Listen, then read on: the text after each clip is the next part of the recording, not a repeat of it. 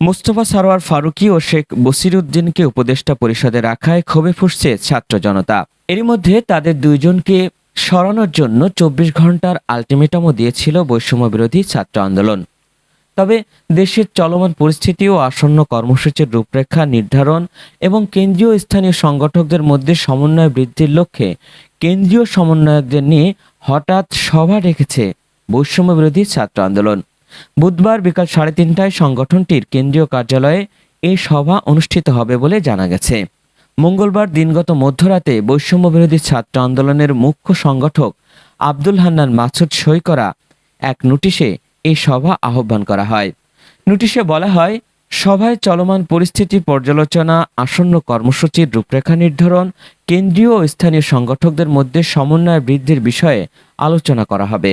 সভায় কেন্দ্রীয় সমন্বয় কমিটির ১৫৮ জনকে যথাসময়ে উপস্থিত থাকার জন্য বলা হয়েছে।